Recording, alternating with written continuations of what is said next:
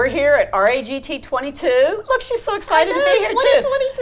too. I know, and there was such a long pause with COVID and not being able to get together, so we're here at RAGT with Nancy Naigle. I got to say your name. So thank you for being here again. I am so delighted. You are always so blasted happy and perky. I try to be. Well, that's a good way to be. Life is good. So for everybody that wasn't just here and didn't just hear us talking behind the scenes about your flatulent horse, I'm going to start with that.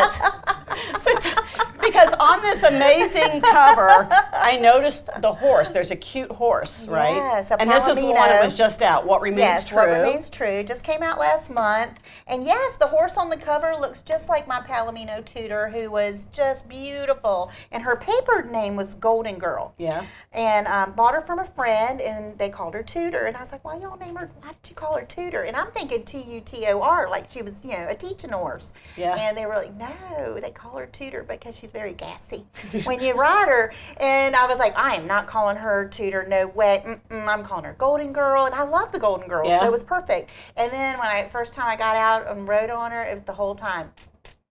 And I giggled like a sixth grader, Yeah, of course. just laugh. And so I was like, okay, I'm calling her Tutor. Are you ever going to put that in a book? I should. Yeah, that's hilarious. Yes, definitely. So there is, I did get a story about a horse, though, that is in this book that was my girlfriend, the same one I bought Tutor from. She's got a horse named Chips, because he loves her tortilla chips that she brings. So we would meet for Mexican every Wednesday night, and we would all eat and have a couple margaritas or beers or whatever. And then she would sweep the table of all the leftover chips, and I'm like, what are you going to do with those? Because she eats real healthy, right? And she's like, I need them for my horse. He loves them. As soon as he hears this bag, he's going to go crazy. And so sure enough, her horse. Isn't that cute? Yeah, so I put that in the book. And she knows it's in there. And she knows it's in there. Yeah, That's she fun. posted a picture of her horse chomping on those tortilla chips last week. That's awesome. Yeah. So this was fun to start this out with a Tootie horse. So Yes. We can only go up from here. Yeah, well, we started talking behind the scenes, and it was all the good stuff that we had to share. How much input do you get on your covers? They always say I can critique them until I love them, but I have been so blessed with beautiful covers. I mean, when they sent me, now the first picture. The Shell Collector was stunning. Oh, wasn't it stunning? Now the first one was really pretty, but it had a picture of a regular old quilt on the cover over a chair, and I was like, yeah, that is not a barn quilt, because Christmas Angels was the first book that I wrote in Antler Creek, and it's a little mountain town, and the barn quilt trail goes through that town, and barn quilts are painted on plywood. You have to put explain on it because your I buildings. didn't know. That's right, and clearly my editor didn't know either. And so yeah, and I've painted a bunch. I've gone to classes. Now I'm painting little 12 by 12s to put under my mailbox, and they're just beautiful and bright and cheerful. And we all. So did you do all that because you had it in a book, or did you just fall in love with it once you decided to write it? Yeah, and that's why you so took I discovered the barn quilt trail when we were first looking at the house where I'm living now, because there's a barn quilt trail in that county. And I became interested in it, put it in Christmas Angels, and then I saw there was a class. And then once I did it in a class, oh my gosh, you can't stop me. Like I have done so many. And I put a tiny house on the back of my property for my mama. And so we did 2 smaller ones, because the big ones would kind of overwhelm her tiny house.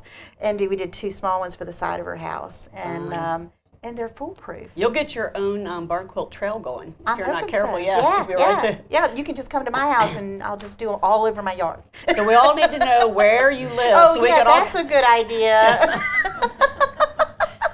Maybe we won't do it at my house. Yeah, maybe, An undisclosed location. Have you ever had, that just leads me to a different question that isn't on my list.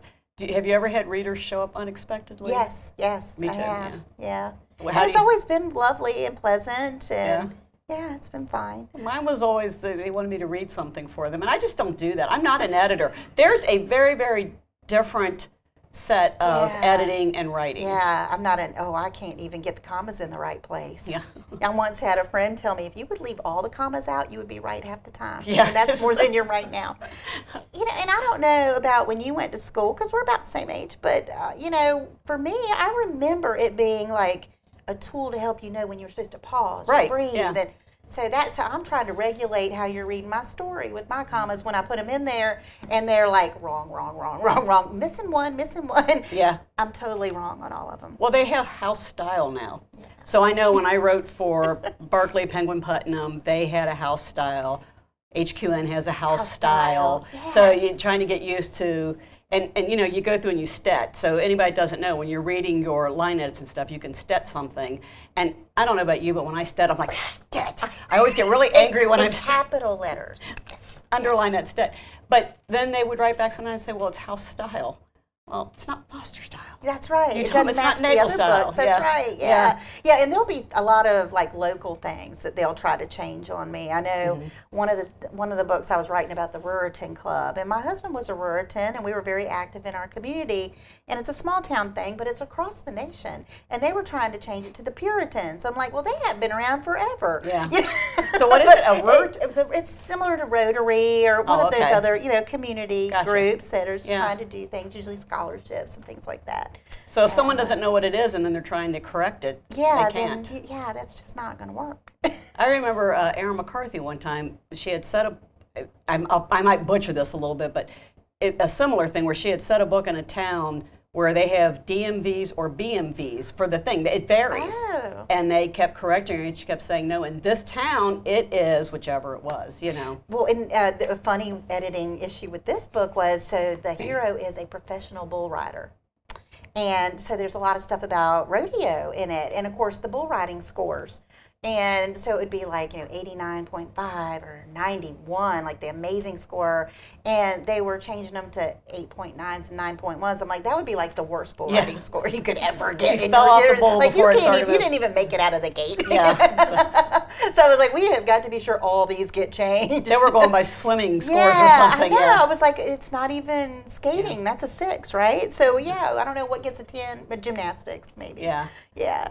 I've had editors say, are you sure these birds are in the area where you're writing it? And sometimes they're right, and I'm Yeah. like, well, I don't know. Yeah. Oh yeah. So I yeah. better look and see. Yeah. So, and Yeah. sometimes they're not right. Yeah. Yeah. So it's always nice to be able to check. Yeah, and it is nice that they call us out on some of that stuff because Yeah. sometimes I'm not as good of a sleuth as I should be on my research. Well, you and I are concentrating on the creative part of it. Yeah. Somebody else can do that hard stuff. and the pretty town and Yeah. the smell of the flowers and the hobbies. Yeah. And the barn quilts and the tootie barn horse. quilts and the tootie horse. Yeah, exactly. So we asked readers that were going to be attending the event Oh, no. if they had questions for you. So one wanted to know, do you have any unusual quirks or habits when writing? Oh gosh, I don't think so. I like everything really quiet. I know a lot of people do have like music lists and things like that. Not me. I like it perfectly quiet. Yeah. Do you get that very often? And- Because that's hard to get. Yeah, I always get it. Yeah, Good. I make sure I get it. Yeah. That's Do you why have like a Mom's in room where you can tiny close house. the door? Well, I'm and- in the house alone, so Oh, okay, yeah, yeah. so it's quiet. My dog makes some noise. I have Sarge. He weighs 171 pounds, and What? when he makes noise, he makes a lot of What it. kind of dog is But it? He's That's not the Pyrenean- tootie horse? Because it No, sounds like... he's not. It's a Pyrenean Mastiff. Oh, He's Great okay, yeah, Pyrenees huge. and Mastiff. And he weighed 171.9 when I took him to the vet 2 weeks Wow. ago. And Wow. he is just a big old, he's like having another sofa. Yeah. He's very Yeah. lazy, but he scares the pudding out of people. Yeah. And it's so strange. I live in this little town, and when I bought the house, it had those gates in the front, and they look really neat, but I don't need a gate. But there's no button on the intercom, so if the gate's closed, you just can't get in. Well, I've had some people scoot through my gate or climb the fence. Oh. And so somebody scooted through the gate the other day, and I heard Sarge barking on the porch, and I went out, and he said, I thought I was going to get bit. I said, well, you might. Yeah, don't be scooting through the gate. Scoot through the gate. Yeah. So I guess if they needed to see you, they could have called or something? Yeah, just call. Yeah. Don't sneak in. So does the dog have a real deep bark? Or? Oh, super deep. Yeah, and he's big. I mean, like his head is this big. When you Yeah. see him next to my mom, you're like, oh my goodness, is she full size? Yep. I knew a because big you dog just once can't that think would a dog squeak, is that though. big. That's why I asked, because I knew a great big dog that would go, "Whoop." Oh, that's funny. Yeah. No, he's got a really deep voice. But so here's a funny Sarge story. He and I don't know really how he did this. It was natural. We didn't train him to do this, but we call it his Godzilla talk because he'll go. Bark. Yeah. Oh, it's gosh. off. Yeah, it's he'll off. open his mouth and close, nothing, and then he'll bark. The bark is dubbed. Yeah, dubbed in later. So he does that, and That's yeah, hilarious. That's how he asks to go so out. it must be coming from his throat after Yeah. his mouth is closed. Yeah, so he's like a ventriloquist. He's like the Jeff Dunham of dogs. Does he come to want to lay down with you when you write, or does he No, nap somewhere else? he usually just kind of goes off by himself, Yeah. and he knows when I'm writing. There's not gonna be any love, no pets, no nothing. Yeah. But I think you and I have talked before. I guess the one quirky thing about me is I don't write in order. Like I do remember that. Yeah, I holy do. cow. I jump all around. You're like puzzle pieces, putting them together at the end. Yeah. Yeah.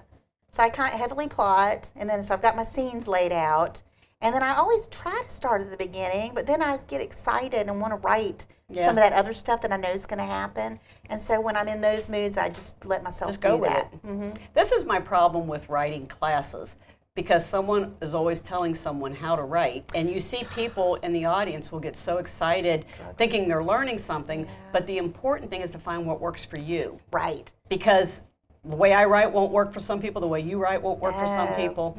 People just really need to start writing and see what their process is. Yeah, exactly. Because, one process does not fit all. There is no silver bullet to get from beginning to end. And mine is like spaghetti, I mean, I remember that. I am weaving in and out and coming back. And the last time I'm kind of tweaking through is from beginning to end. But as I'm creating, it's all over the place. Yeah. And because, sometimes I'm in a super happy, silly mood. Sometimes I'm in a sad mood.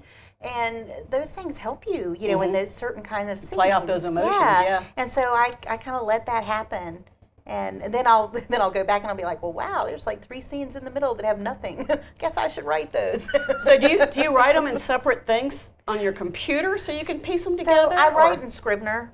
And you've never used Scrivener? No. I love Scrivener. Maybe because I don't jump around the way you did. That's right. That's probably why I love it. So in Scrivener, you can create your scenes, and it kind of lays everything out, and then you can color code like point of view, and it's got metadata for which of the story threads you're writing. I'm impressed. And for me, like the big plus for that is timeline. I used to really struggle with timeline, clearly because I'm jumping all over the place, right? Yeah. Well, yeah, so, but it works for you. So So this work, it really helps me make sure that my timeline still stays straight while I let myself have that crazy creative process. Yeah, so for anyone that doesn't understand timeline, you're talking about like if a week has passed, 2 days have passed, night, day. Yes, because, I don't write time travel, but in my first drafts, I had a lot of time travel going on.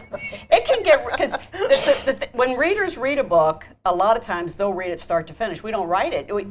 I mean, it takes usually weeks, months to finish a book. Right. So you're going back and forth. So it's easy to repeat words. It's easy to forget that you already said something. Yeah, some of my clever sentences get said multiple times. Because they're so clever. They're so clever, that's right. Yeah.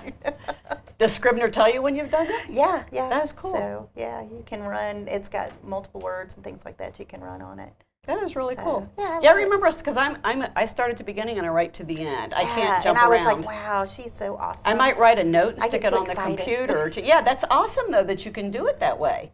But it's just more proof, that everybody has their own, what works for them. That clearly works really, really well for you. Yeah.